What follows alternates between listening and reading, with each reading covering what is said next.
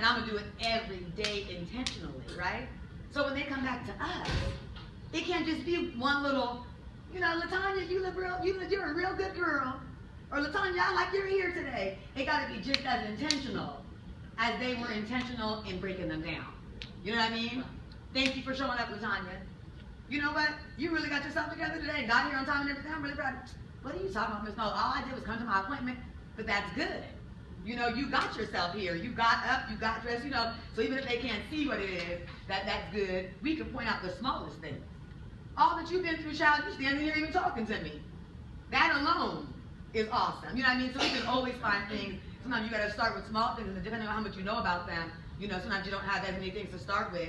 If you know them better, more relationship, you got tons of things to choose from.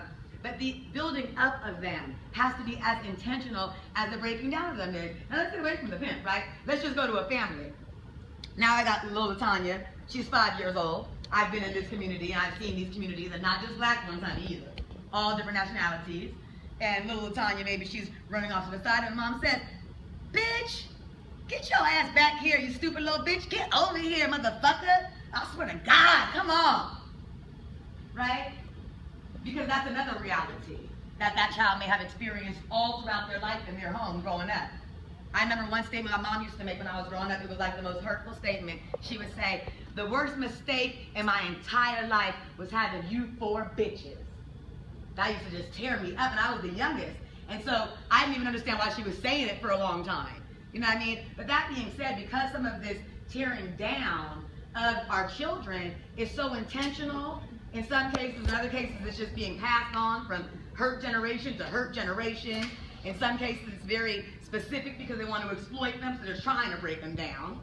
Either way, we have to be just as intentional in our building them up. You cannot affirm them enough. You know what I mean? I've had girls, the first few times I affirmed them, even cry and be like, "Nola, you're lying to me."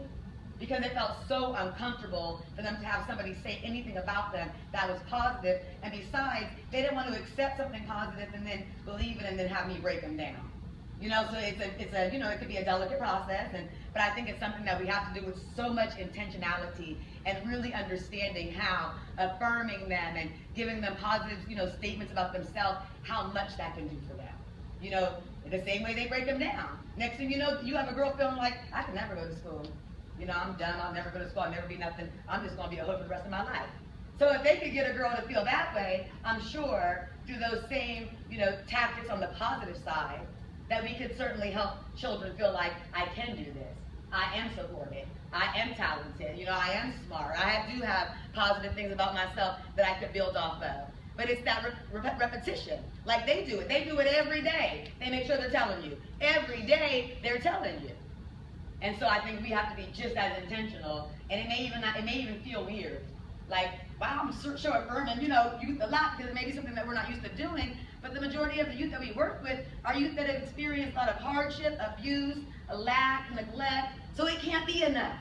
We all know how much attention that children need, from babies all the way to early 20s.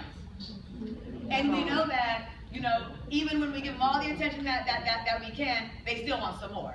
Because that's the nature of the kid. Now imagine kids that aren't getting any of that attention at all. And what that looks like and what that feels like and how that openness that can create from them. You know what I mean? So I think that, when we can fill that gap, but in a positive way, instead of a pimp or some other inappropriate adult coming and feeling it, then that could be a really, powerful thing for that kid, because those needs are extreme. You know what I mean? And so yeah, I just went off on a